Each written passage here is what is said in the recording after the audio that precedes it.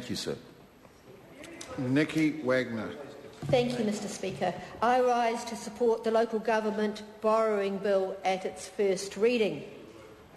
This bill is all about local councils coordinating their borrowing needs to obtain economies of scale and so that local government borrowing can be more cost effective. New Zealanders are very aware of the capital demands on local government and finding a more efficient, cheaper way to manage borrowings will have benefits for the ratepayers. Councils are keen to realise, in the form of cheaper borrowing rates, the benefit of a very low credit risk they are able to offer. However, it has proved difficult for the numerous local authorities to coordinate effectively. The market for local authority debt is fragmented, with over 80 issuers and several hundred mainly small issues of debt. Coordination will improve the overall market for local authorities, make it more efficient for both users and investors, and improve the New Zealand capital market generally. The bill facilitates the operation of the New Zealand Local Government Funding Agency Limited, and that funding agency will issue debt on behalf of all participating local authorities. The agency, because it merely coordinates the councils and does what they could do individually, will have the same regulatory environment as all local authorities. It will enable local authorities to combine their resources and their purchasing power to achieve the necessary economies of scale and provide for more cost-effective borrowing than is possible at present. The agency is expected to achieve a credit rating, scale and specialisation to yield significant savings for local authorities. The forecast borrowing needs of local authorities is large. Total borrowings could exceed $10 billion within 5 years from a current level of about $6 billion. It is estimated that through local government funding agencies, reductions in cost could be between 50 and 70 basis points, which would reduce the interest bill that local authorities pay by up to $25 million annually, thus reducing the cost to local ratepayers. Spread across the country, it may not appear to be a huge sum, but the savings are equivalent to over 13% of the average annual rates increase observed in the past decade. Cheaper finance will benefit local authorities by enabling them to spend more on other priorities and less on servicing debt. It will also decrease the pressure for rate rises. Another benefit of the New Zealand local government funding agencies is that it will develop a deeper and more liquid market in standardised local authority bonds, and this would benefit both wholesale and retail investors. At least 9 of the large local authorities are committed to supporting the agency. Together, these local authorities represent 54% of the rate income of New Zealand local government in 2009. However, a much wider group of local authorities are interested in the concept and have given it broad support. The bill also exempts the Auckland Council from the current prohibition to local authorities from borrowing in foreign currencies. The Auckland Council is 5 times larger than any other council and has a borrowing program of sufficient size to justify offshore placements and the freedom to borrow in foreign currencies. This will bring savings to Auckland. The bill has the ability to cut costs for local authorities and ratepayers. It's about doing business smarter and is a real positive. I commend the bill to the House. Raymond Ho. Thank you, Mr Speaker. I rise to take a call out of the first reading of the Local Government Borrowing Bill. This is an omnibus bill at the committee stage in the House. Parts 1 and 2 are to be divided into separate bills. Part 1 establishes New Zealand Local Government Funding Agency Limited, and Part 2 expressly recognises the unique size and the nature of the Auckland Council, or the Super Auckland Council, and the size of its consolidated borrowings and future debt funding requirements. The bill specifically allows the Super Auckland City Council itself to borrow offshore in foreign currency. Labour supports this bill because mobilising the savings of Kiwi investors is a good idea rather than privatisation. I must commend the Honourable Rodney Hyde, the Minister who's responsible for this bill. It is regrettable and sad that the Minister won't be able to continue with his work thanks to Dr. Don Dear John Brash, the new leader of the ACT Party. The purpose of this bill is to allow for more cost-effective borrowing by local authorities. The primary method of achieving this purpose is by facilitating the operation of New Zealand Local Government Funding Agency Limited, or the funding agency.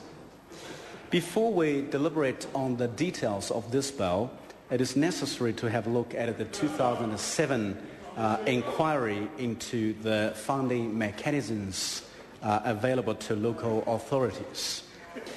The inquiry recommended that local government look favourably on making more use of debt to finance long-term assets. This should include the issuance of bonds, including infrastructure bonds on the capital market, not just a shorter-term borrowing from commercial banks. Generally, there are two main sources of debt financing for local authorities. They can borrow from commercial banks and they can issue bonds.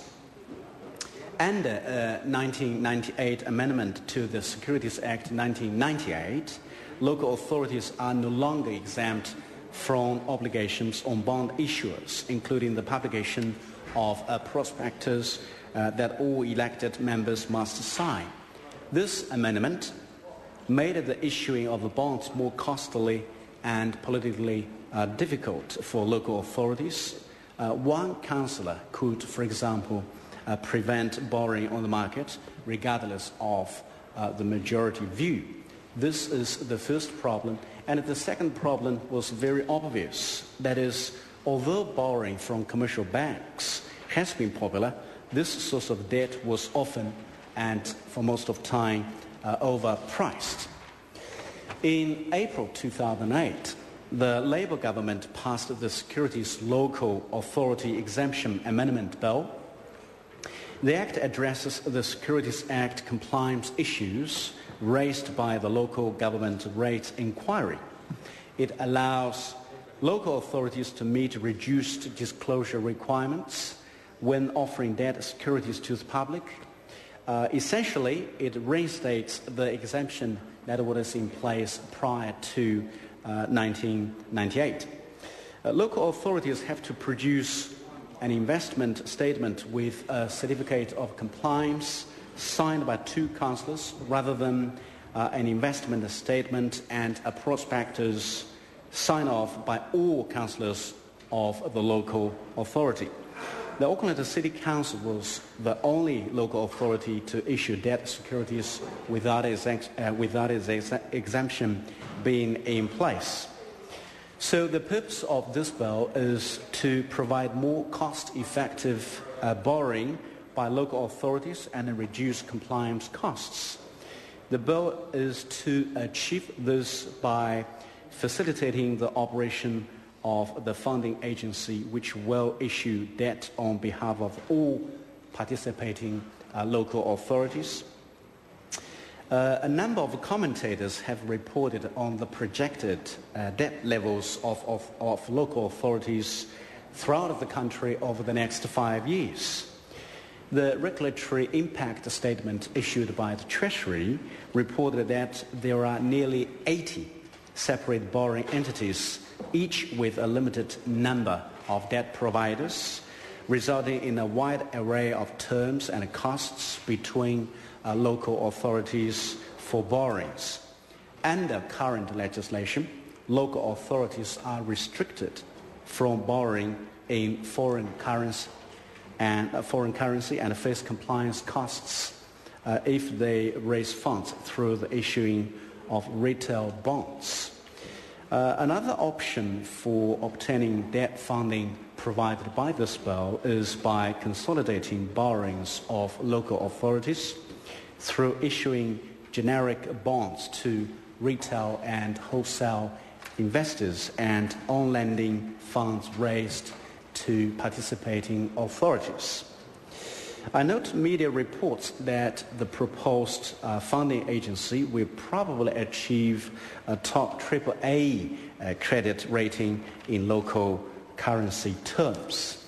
The funding agency is a win-win for local authorities and for mom and dad investors looking for new and safer ways to save. Mom and dad investors know that the investment is good for the community. It will keep Kiwi retain ownership and control of assets they have built up over decades. The use of bonds will avoid privatization of assets that are often monopolies. The funding agency will give communities a real stake in local authorities again. I also welcome the Treasury's regulatory impact statement that the agency, by way of selling debt securities via a central agency, would generate savings in interest of between 50 and 70 basis points, or around $25 million a year, based on the current cost of borrowing for individual councils. $25 million a year is a significant achievement in this regard, but a drop of water compared with $300 million a week the National Act government is borrowing. Or borrowing the language of another dear John, the Honourable John Boscawen, the government is borrowing $65 every day on behalf of every mom and dad and kid in this country. I sincerely hope that the mandate this National Act government obtained at the general election in 2008 won't be the one that the government believes it can use again and again to do nothing but borrowing more. This coming Thursday is the budget day. We are only 2 days away from the third of the three budgets from the government that promised a turbocharge the economy, but it hasn't even started the engine. No wonder a New Horizon poll on Monday showed that 48 of New Zealanders believe the economy is on the wrong track, and 44% disapproval of national government's handling of our economy. Thank you. Speaker. Chris Ockenbold. Thank you, Mr. Speaker, and it's a great pleasure